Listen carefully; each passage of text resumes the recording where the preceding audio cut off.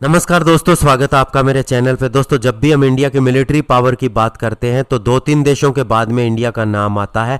ऐसे में दोस्तों, अगर डिफेंस वेपन सिस्टम की बात करें तो इंडिया मोस्टली दूसरे देशों के ऊपर ही डिपेंड रहता आया है। अगर हम बात करें फाइटर जेट की तो हम रशिया से खरीदते आ रहे हैं। अभी हमने फ्रांस से राफेल खरीदे हैं। इसके अलावा बात करें अगर हम मिसाइल्स की, मिसाइल्स में इंडिया काफ़ी आगे है, लेकिन फिर भी एयर डिफेंस सिस्टम वह रशिया से खरीद रहा है। यानी एक ऐसी कैपेबिलिटी हमारे पास नहीं है जिसे हम कह सकें कि ये पूरी तरह से हमारी है। लेकिन अब जो इंडिया कैट्स वॉरियर प्रोग्राम के ऊपर काम कर रहा है, लॉयल विंगमैन प्रोग्राम के तहत, उससे दोस्तों इंडिया एक ऐसा प्रोग्राम खड़ा करेगा, एक ऐसा वेपन सिस्टम डेवलप करेगा जो पूरी तरह से इंडियन होगा और साथ ही एक बहुत बड़ा बूस्ट देगा हमारी डिफेंस पावर को। आज इसी के ऊपर बात करेंगे। चलिए दोस्तों, शुरू करते हैं।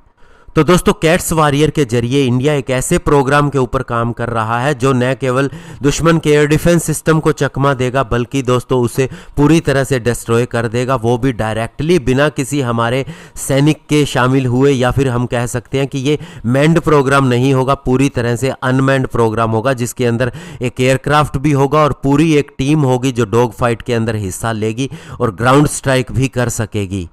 और इंडिया अभी दोस्तों एक लो कॉस्ट ऐसे सिस्टम के ऊपर काम कर रहा है जिसे कॉम्बैट एयर टीमिंग सिस्टम का नाम दिया गया है, यानी कैट्स वॉरियर का, जिसके अंदर PTE-7 इंजन जो HAL का है इस्तेमाल किया जा रहा है पावर देने के लिए। और उम्मीद है कि 2024-25 में इसका पहला डेमोन्स्ट्रेशन भी हो जाएगा, यानी कि ये हमारे सामने पूरी तरह से आ जाएगा।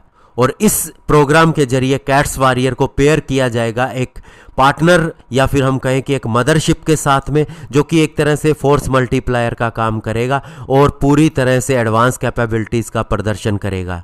और कैट्स वॉरियर के अंदर मिशन स्पेसिफिक पेलोड का इस्तेमाल किया जाएगा, जैसे कि sensor, weapon, electronic warfare capabilities का, जिसकी वजह से इसे एयर टू ग्राउंड वेपन से भी लैस किया जा सकेगा और short range air to air missile से भी लैस किया जा सकेगा। और इसके अलावा ऐसे भी सिस्टम इसके अंदर होंगे कि ये डायरेक्टली कम्युनिकेट कर सकेगा अपने पार्टनर एयरक्राफ्ट के साथ में या मदरशिप के साथ में, काफ़ी लंबे डिस्टेंस से भी। और HAL के प्लान की अगर बात करें तो इसके अंदर एक ट्विन सीटर तेजस का इस्तेमाल किया जाएगा मदरशिप के रूप में।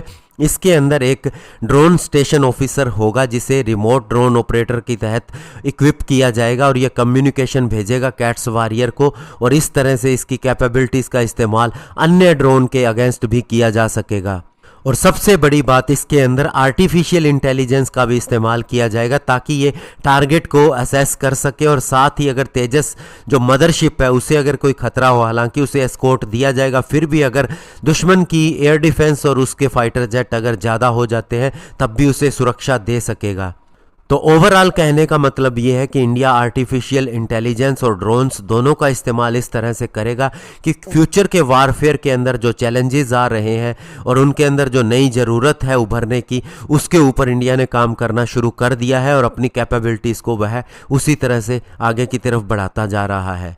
धन्यवाद। जय हिंद।